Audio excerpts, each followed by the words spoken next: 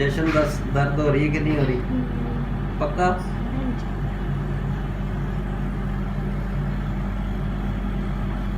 तेरा date of birth 20 March 2002.